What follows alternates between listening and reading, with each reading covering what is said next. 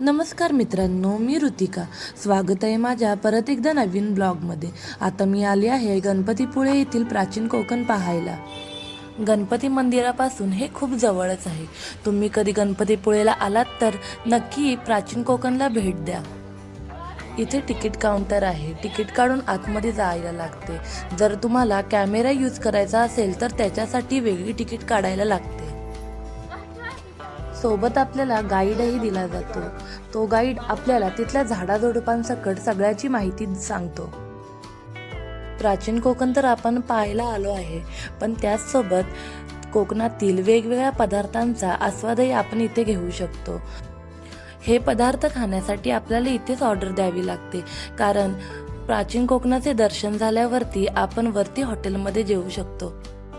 चला मग श्री छत्रपती शिवाजी महाराजांचे दर्शन करून आपण प्राचीन कोकण पाहूया. या पुढील सर्व प्राचीन कोकणाची माहिती आपल्याला गाईड देणार आहे. नमस्कार, मी साक्षी. प्राचीन कोकणमध्ये मी आपले स्वागत करते. Konkan tourism development and research centre ही आमची संस्था आहे आणि या ठिकाणी आम्ही पर्यटनातून रोजगार निर्मिती हा विषय घेऊन येथे काम करत आहोत. आपली संस्कृती ही निसर्गातून फुलली आहे. पूर्वजांनी विविध वनस्पती आणि प्राणी यांना देवत्व बहाल करून त्यांच्याविषयी कृतज्ञता व्यक्त केली आहे. पूर्वी प्रत्येक गावात राखीव जंगल असे, त्याला देवराई असे म्हणत. त्यातील वनस्पती आणि प्राणी यांची हत्या केल्यास ते पाप समजले जाईल. विविध धार्मिक ग्रंथांचा अभ्यास करून आम्ही येथे एक नक्षत्रबाग तयार केली आहे. प्रत्येकाच्या जन्म नक्षत्रानुसार एक वृक्ष आराध्य वृक्ष म्हणून मानला जातो. त्याची पूजा अर्चा केल्यास त्या व्यक्तीला धन सौख्य आरोग्य प्राप्त होते.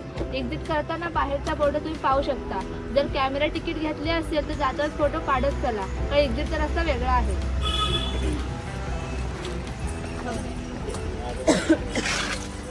पिंपळपार आहे. आपण कोकणी माणसे वड, पिंपळ यांना पवित्र मानतो. तसेच यांना दीर्घायुष्याची प्रतीके मानलेली आहेत. याला पिंपळपार असेही म्हणतात, कारण हा जो दगडी कट्टा बांधलेला आहे त्याला कोकणी भाषेत पार असे म्हणतात. हा पार सुमारे 400 वर्षापूर्वी बांधला गेला आणि हा जेव्हा बांधला गेला तेव्हा ते पिंपळाचे रोप लावण्यात आले. म्हणजेच हा पिंपळ सुद्धा 400 वर्षापूर्वीचा जुना आहे.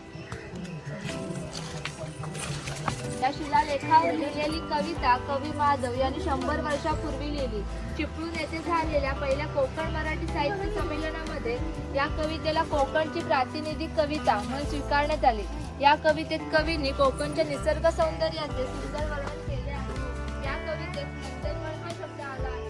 नंदनवन या शब्दाचा अर्थ स्वर्गातील इंद्राची बाग. जे सुंदर आहे तितकेच आपले कोकणही सुंदर आहे. ही गुहा काळाचे प्रतीक आहे. गुहेच्या अलीकडे आहे वर्तमान काळ आणि गुहेच्या पलीकडे आहे 500 वर्षापूर्वीचा भूतकाळ. इथून पुढे पाहणार आहोत 500 वर्षापूर्वी कोकणी माणसे कशी राहत होती, त्यांची समाज रचना, ग्रामरचना, खाद्य संस्कृती, परंपरा कशा होत्या. गुहेतून येताना थोडं वाकून या.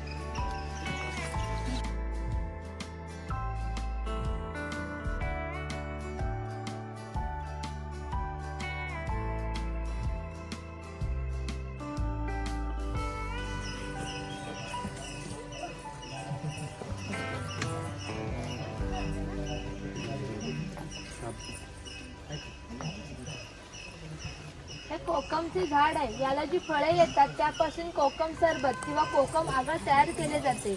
याच्या बियांपासून तेल तयार केले जाते. त्यांचा उपयोग कैलास जीवनसारख्या क्रीममध्ये केला जातो. इथे अजगराचा स्टॅच्यू दाखवलेला आहे.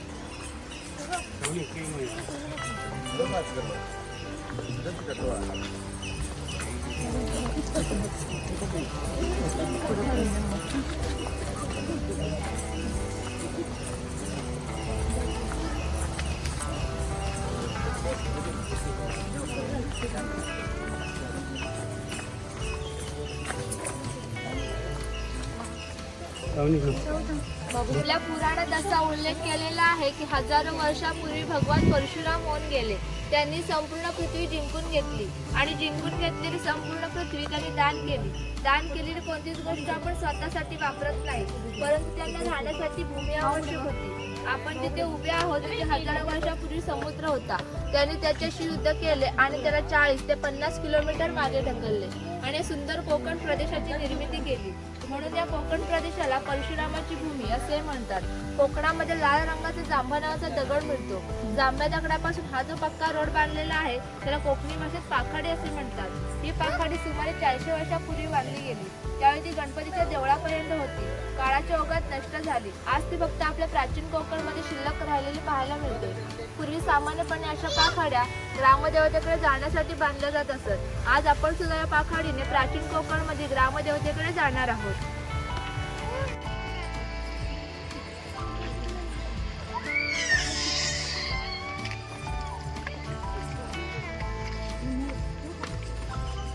हे चिरफळाचे झाड आहे. याची फळे जंतुनाशक आहेत म्हणून यांचा उपयोग शेतकरी धान्य साठवण्यासाठी करतात. तसेच यांचा उपयोग मसाल्यांसारख्या पदार्थांमध्ये केला जातो.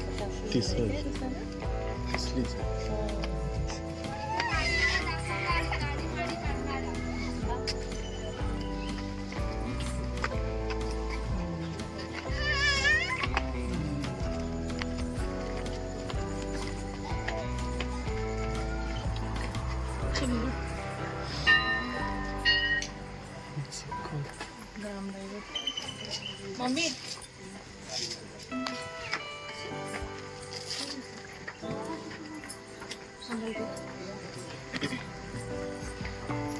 हे ग्रामदेवतेचे मंदिर आहे. पूर्वी धार्मिक संस्थाच गाव नियंत्रित करत असत. गावातील गावकरी येथे एकत्र येत असत.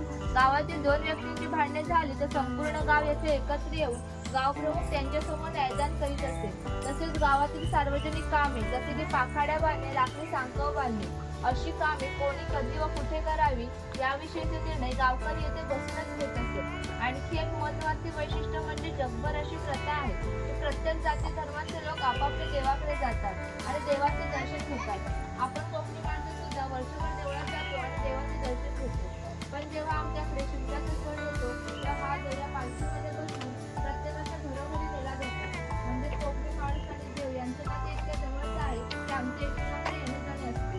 या देवीचं नाव वाघझरी आहे. आम्ही नाव जाणीवपूर्वक ठेवलं कारण असं म्हणतात की ज्या निसर्गात वाघ असतो तो निसर्ग समृद्ध असतो. 500 वर्षापूर्वीचा निसर्ग सुद्धा असाच समृद्ध होता.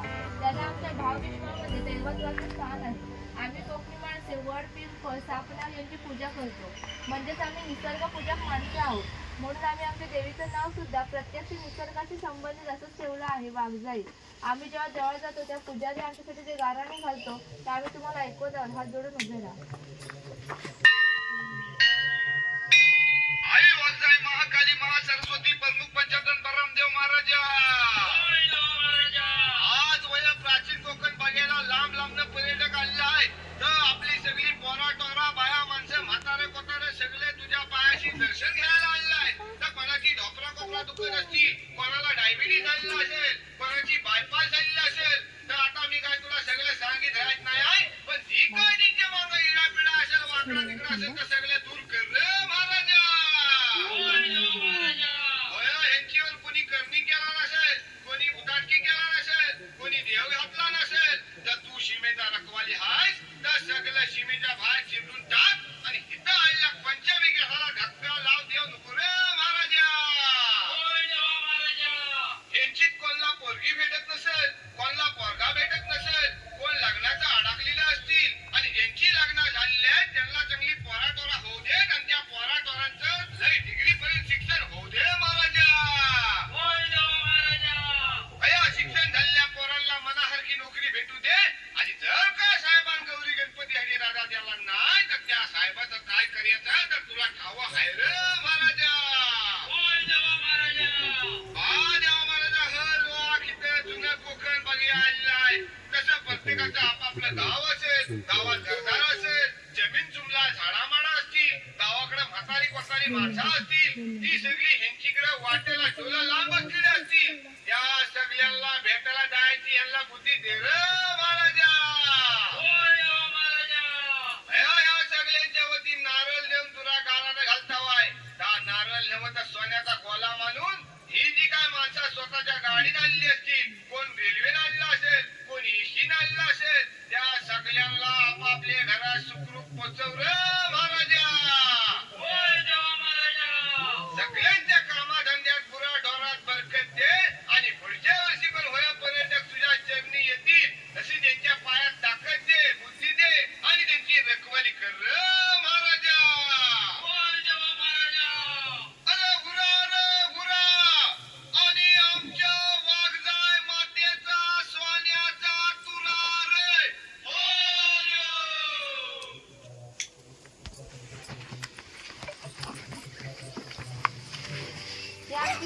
पारंपरिक वाद्य आहेत. लाकडी ढोल आहेत, मातीचे ताशे आहेत. तर खालील भाग हा मातीचा बनवला. हे ताशे 110 वर्षापूर्वीचे जुने आहेत. जर वाजवणारे कसबी असतील तर त्यांचा आवाज 2 ते 3 किलोमीटरपर्यंत सहज जात असे. पुदियांचा उपयोग संदेश व धार्मिक कार्यात केला जात असे.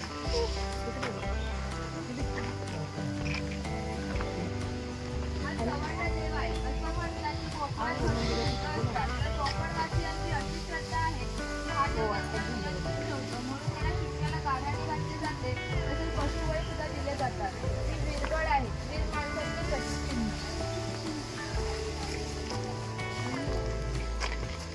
ती कडक लक्ष्मी दाखवली आहे.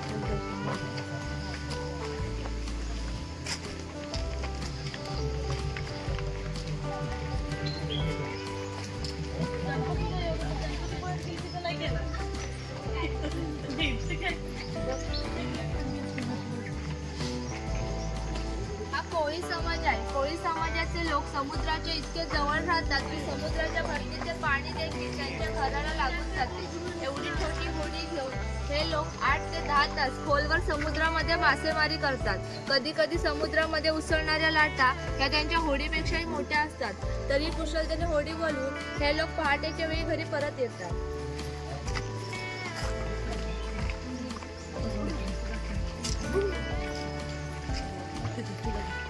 नाभिक आहे. पूर्वी कोकणामध्ये 12 बलुतेदार पद्धत अस्तित्वात होती. म्हणजे नाभिक, सुतार, चर्मकार, सारे प्रत्येकाच्या घरोघरी जाऊन त्यांना सेवा पुरवत.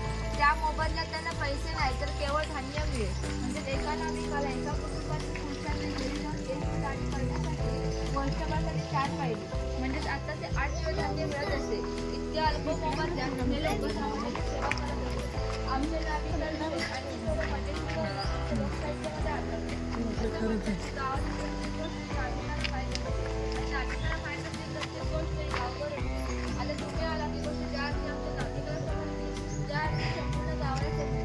आमचं संपूर्ण गाव तुमच्या स्वागतासाठी उत्सुक आहे. प्रत्येकप्रमाणे आपण स्वतःच्या घरी जाऊ, मग गावात फेरफटका मारू.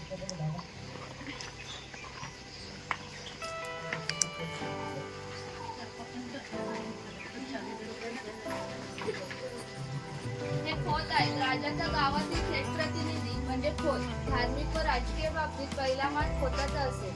खोत गावचा प्रमुख असेल. गावात न्यायदान करणे, महसूल गोळा करणे, कायदा व सुव्यवस्था सांभाळणे इत्यादी कामे खोताची असत. खोत लोक जमीनदार असत. सर्वसामान्यपणे सुखवस्तू असत. त्यांच्या बसण्याच्या लग्नीवरूनच ते कसे ऐशाराने जीवन जगायचे याची तुम्हाला कल्पना आहे. ही खोतांची बायको आहे. कोकणी स्त्रिया सुंदरही होत्या आणि शूरही, परंतु त्यांना स्वातंत्र्य नव्हते. माजनाचा उंबरठा हीच त्यांची मर्यादा होती. ती खोतांची 2 मुले आहेत. ती आपला परंपरागत खेळ सोंगट्या खेळत आहेत. पूर्वी हाच खेळ महाभारतात धर्मराज आणि दुर्योधन यांच्यामध्ये द्यूत या नावाने खेळला गेला. हस्तिदंती फासे असतात किंवा शंखांच्या कवड्या असतात. त्या टाकून विशिष्ट प्रकारचे दान मागितले जाते व त्यानुसार सोंगट्या पुढे मागे सरकवून हा खेळ खेळला जातो. जर खेळणारे कसबी असते तर हा खेळ ते 2 हात सहज रंगत असे. इतका मजेशीर हा खेळ आहे. या घराची रचना पहा. खोत जे उंचवट्यावर बसले आहे त्याला ओटी असे म्हणतात. गावातील मान्यवर लोक ओटीवर बसत असत. जी समोर आहे ती पडवी. सर्वसामान्यांनी पडवीला बसायचे. खोताच्या उजव्या बाजूस देवघर, डाव्या बाजूस स्वयंपाकघर, खोताच्या मागे आहे माजघर म्हणजेच पूर्वीची बेडरूम. घराचे छप्पर पहा. वरती छोटे छप्पर, मध्ये गॅप, त्याखाली मोठे छप्पर आहे. कोकणामध्ये उष्णता फार असते. त्यामुळे घरातील उष्ण हवा सतत या गॅपमधून बाहेर पडत असते व बाहेरील थंड हवा तिची जागा घेते. त्यामुळे घरातील वातावरण नेहमी थंड राहते. घरासमोर अंगण आहे. अंगणात तुळस आहे. अंगण हे कोकणी घराचे वैशिष्ट्य आहे. तुम्हाला एकही कोकणी घर असं दिसणार नाही ज्यापुढे अंगण नाही किंवा तुळस नाही. तिथे अडकीत त्यांचे काही प्रकार दाखवले आहेत. इथे लहान मुलगा पाट्याच्या पाण्यावर खेळताना दाखवला आहे.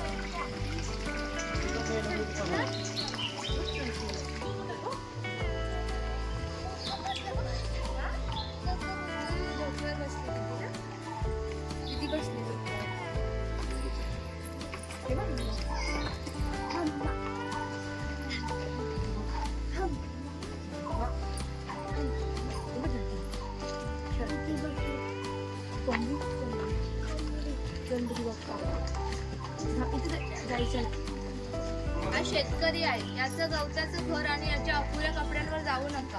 हा आमच्या गावातील महत्वाचे उत्पादक घटक होता. हा एकमेव धान्याचं उत्पादन करीत असे आणि 12 बलुतेदार, खोत व राजा यांना धान्य पुरवण्याचे महत्वाचे काम करीत असे. म्हणजे ग्रामीण अर्थव्यवस्थेचा पायाभूत घटक हा आमचा शेतकरी होता. पूर्वी याचं घर जसं दिसायचं अगदी तसंच घर आम्ही इथे उभारलं आहे. ही जी चूल दिसते तिला कोकणी भाषेत हिरसा असे म्हणतात. ही सतत पेटती ठेवली जायची कारण पूर्वी लायटर किंवा माचीस नव्हती. शेतकऱ्याच्या बायकोचा स्वयंपाक करायचा असेल तर ती 2-3 निखारे घेऊन स्वयंपाकघरातील चूल पेटवीत असे. जर हा विस्तार असला तर घरात 2 गारगोटे ठेवलेले असत. त्या एकमेकांवर घासून हा विस्तार करावा लागत असे. जी शेणाने सारं टोपली दिसते तिला कणगी असे म्हणतात. धान्य साठवण्यासाठी तिचा वापर केला जातो. कोकणी शेतकरी भात, नाचणी, हरिगवरी यासारखी धान्य पिकवीत असे. ती या कणगीमध्ये ठेवून वरतून चिरफळाची फळे पसरवून त्यावर झाकण ठेवून ती बाहेरून शेणा मातीने लिंबून घेतली जात असे. त्यामुळे आतील धान्य 3 ते 4 वर्ष सहज टिकत असे. ही शेतकऱ्याची बायको आहे ती शेतकऱ्याची मुलगी आहे. हा पाळणा आपण शेतकऱ्याच्या घरात कायमस्वरूपी टांगून ठेवलेला आहे. कारण शेतकऱ्याच्या घरी दरवर्षी पाळणा हलत असे. म्हणजेच एका शेतकऱ्याला 8 ते 10 मुले असत. थोडक्यात पूर्वी एकत्र कुटुंब पद्धती अस्तित्वात होती. हे उचल आहे. पूर्वी याचा उपयोग कपडे सुकत घालण्यासाठी केला जायचा. घरामध्ये गौरी गणपतीचा सण दाखवला आहे.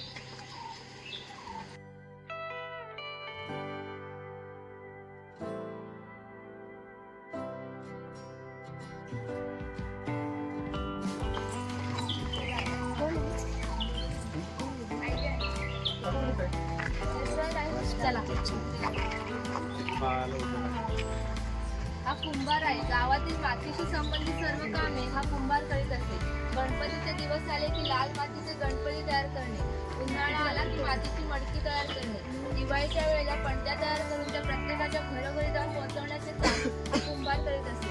जर एखाद्याचे घर बांधायचे असेल तर तो त्याच्या घरी जाऊन त्याला कवले तयार करून देत असे. हे जे सफेद रंगाचे मडके आहे ते माडी काढण्याचे मडके आहे. कोकणामध्ये नारळाची झाडे मोठ्या प्रमाणात असतात. त्यांना नारळ येण्यापूर्वी पोळ येते, तिला आडवा काप दिला जातो आणि बाजूने विशिष्ट प्रकारचा झाडपाला लावला जातो. तो पाला आतील माडी शोषून घेतो व ही थेंब करणारी माडी हे मडके वरचेवर लावून त्यामध्ये साठवली जाते. काळाच्या ओघात 12 बलुतेदारांचे व्यवसाय नष्ट झाले, परंतु माडी काढण्याचा व्यवसाय अजूनही व्यवस्थितपणे चालू आहे. माडी पियाची विचारतो मग काय ते काय चांगले असते सर काय हो? आपलं कधी दारू म्हणून की त्यांची अप्रतिम कलाकुसरीमुळे या दागिन्यांना जगभर मागणी होती. शिमगा, नवरात्र व अन्य वेळी ग्रामदेवतेला दागिने घालण्याचा मान हा सोनाराचा असतो.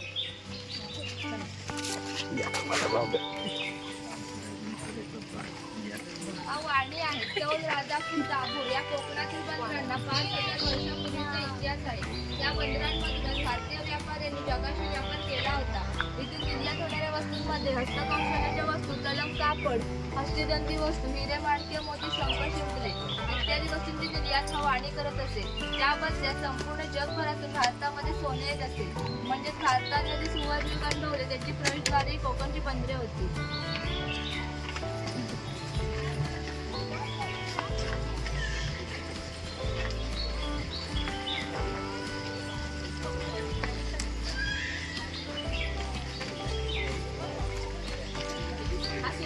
कोकणातील 12 बलुतेदार दाखवताना जे अधिक कौशल्यवान आहेत ते आम्ही इथे दाखवले आहेत. त्यापैकी हा सुतार आहे.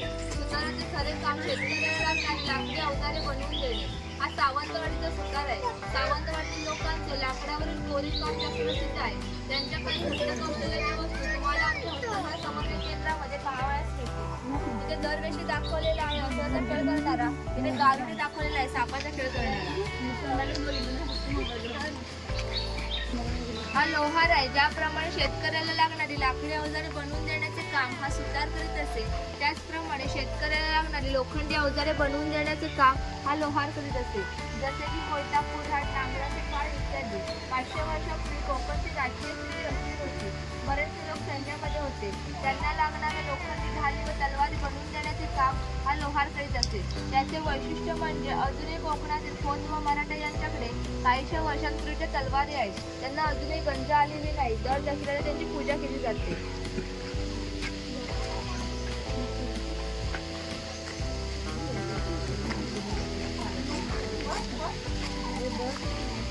तेली आहे. आम्ही कोकणी माणसे आमच्या जेवणात खोबरे तेलाचा वापर जास्त प्रमाणात करत असतो. शेतकरी आपल्या बागेतील खोबरे स्वतः तेलाकडे घेऊन जात असते व तेली त्याच्या देशात त्याला तेल काढून देत असते. हा तेलाचा घाणा आहे, त्याला खुमटा असे म्हणतात. याचे सुके खोबरे घातले जाते. हे जे उभे लाकूड दिसत आहे तिला कोकणी भाषेत लाट असे म्हणतात. ही लाट या आडव्या लाकडाला अशा तऱ्हेने बांधली जाते जेणेकरून ही लाट उभी राहते. या ठिकाणी जोगठाला बैल बांधला जातो. या आडव्या लाकडावर दगड ठेवून स्वतः तेली त्यावर बसतो व हे सर्व वजन घेऊन बैल गोल फिरवला जातो. त्यामुळे आतील खोबरे दाबून तेल निघते व हे तेल भरून काढायचे असेल तर सर्वात प्रथम जोखडाचा बैल सोडला जातो. जोखड बाजूला केले जाते. आडवे लाकूड बाजूला करून लाट बाजूला ठेवली जाते व आतील तेल भरून काढले जाते. नवीन तेल पाडायचे असेल तर हे पुन्हा सगळं क्रमवार जोडून नवीन तेल पाडले जाते. म्हणजेच तुम्ही केलेला पसा ते 1.5 पसा तेल काढण्यासाठी 1 ते 1.5 तास मेहनत घ्यावी लागत असते. यावरून तुमच्या लक्षात येईल की पूर्वी किती कष्टमय होते.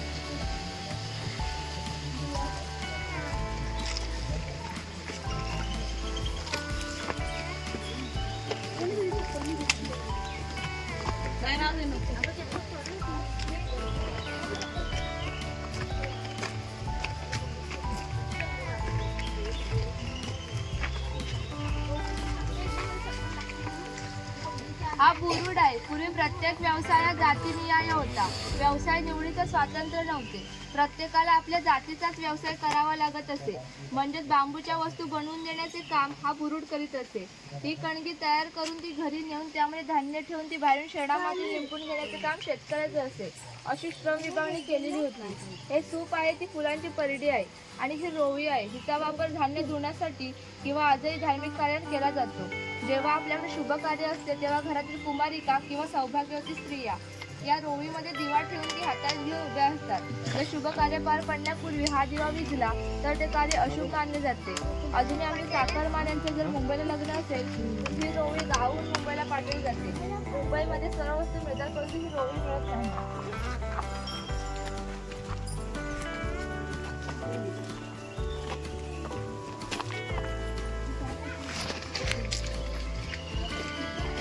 पाहिली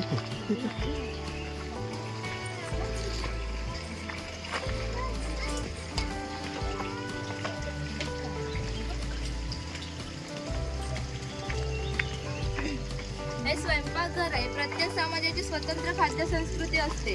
कोणत्याही 2 समाजाची खाद्य संस्कृती ही समान नसते. म्हणजेच कोकणी माणसांची चविष्ट अशी खाद्य संस्कृती आहे. आम्ही कोकणी माणसे आमच्या जेवणात भात व मासे जास्त प्रमाणात खातो. कोकणात येऊन माशाची आमटी, उकडीचे मोदक व भाजणीचे वडे न खाणे म्हणजे कोकण न अनुभवल्यासारखे आहे. पूर्वी घरामध्ये दगडमातीच्या वस्तू असत. तेथे जात्रेसारखे दिसत आहे त्याला धिरट असे म्हणतात. जात्रेमध्ये धान्य दळून निघते तर धिरटामध्ये भात घातला जातो. तेव्हा अख्खा तांदूळ बाहेर निघतो, कोंडा बाजूला होतो.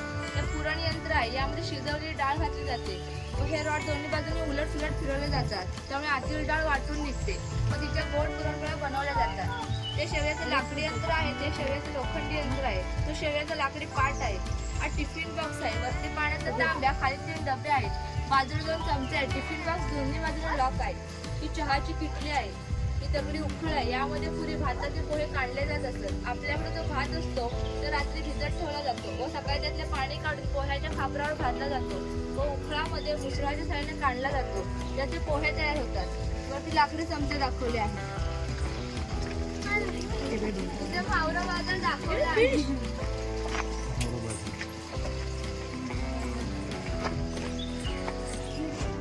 कासार आहे. मगाशी म्हटल्याप्रमाणे 12 बलुतेदार हे प्रत्येकाच्या घरोघरी जाऊन त्यांना सेवा पुरवत असत. त्याचप्रमाणे हा कासार या मुलीच्या घरी आला आहे.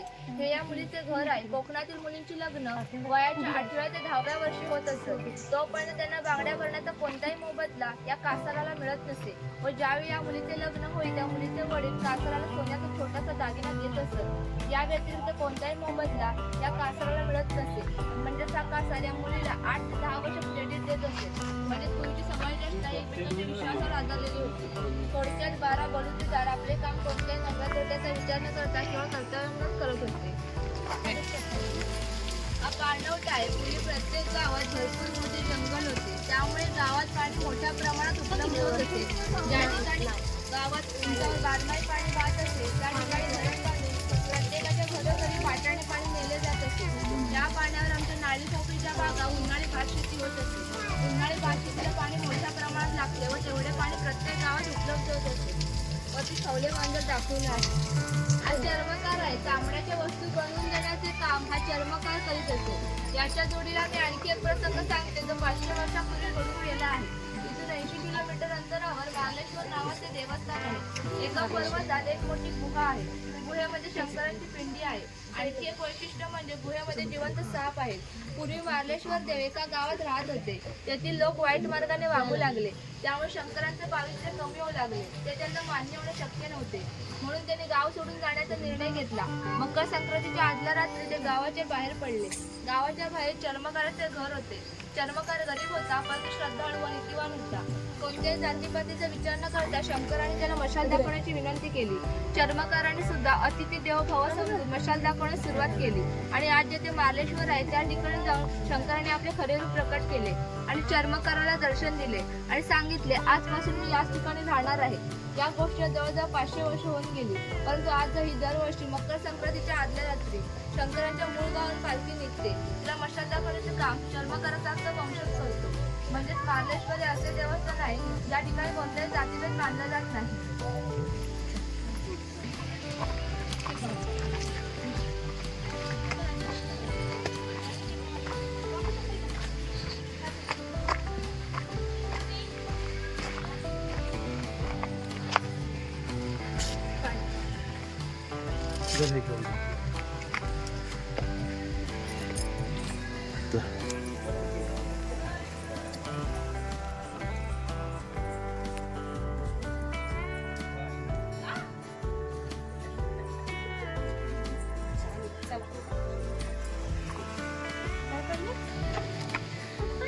हा धनगर आहे. धनगर या मराठी शब्दाचा अर्थ ज्याच्याकडे भरपूर धनसंपत्ती आहे. पूर्वी हा धनगर समाज इतक्या दुर्गम ठिकाणी राहत होता की तिथून त्यांचा पहिला बस स्टॉप देखील 10 ते 12 किलोमीटर अंतरावर असतो.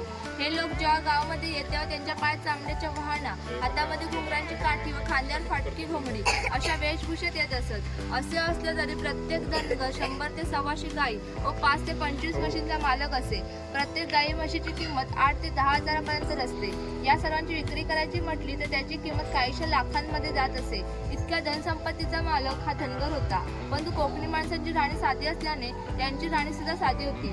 ती बकरीची गोठी आहे. जंगली श्वापदांपासून संरक्षण होण्यासाठी ती अशी उंचावर बांधलेली आहे. तिच्या आत 2 बांबूंच्या मध्ये फट आहे, कारण त्यांनी केलेला मैला त्यातून बाहेर पडत असे. छपराची रस्ता जरी ओबडधोबड दिसत असली तरी किती पाऊस पडला तरी पावसाचे पाणी आतमध्ये जाऊ शकत नाही.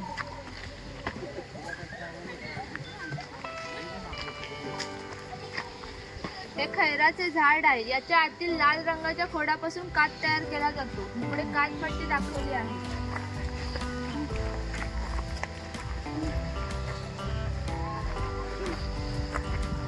ही कातपट्टी आहे. खैराचे झाड तोडले जाते. त्याच्या आतील भागांचे छोटे छोटे तुकडे केले जातात. हे तुकडे पहिल्या 4 मडक्यांमध्ये पाण्यासोबत उकळले जातात. जो लाल रंगाचा पाक तयार होतो तो 5व्या मडक्यामध्ये विशिष्ट तापमानाला उकळला जातो. तो पाक सावलीमध्ये सुकत ठेवलेली छोट्या वड्या पाडल्या जातात. कात तयार होण्याच्या प्रक्रियेला 3 ते 4 महिने लागतात.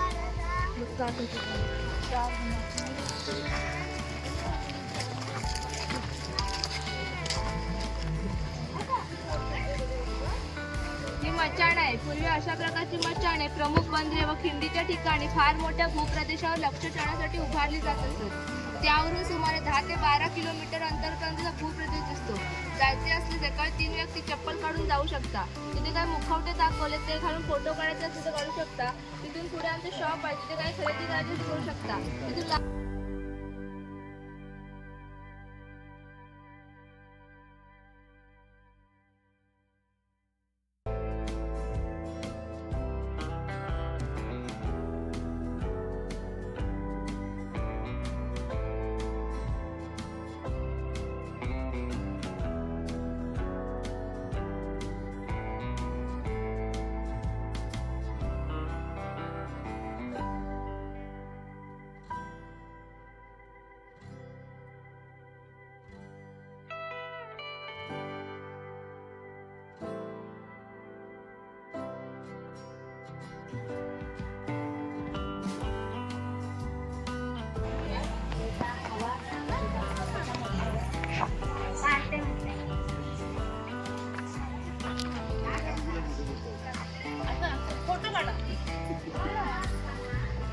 प्राचीन कोकणाची माहिती ऐकून आता आम्ही इथली स्वादिष्ट जेवणाची चव घेतली.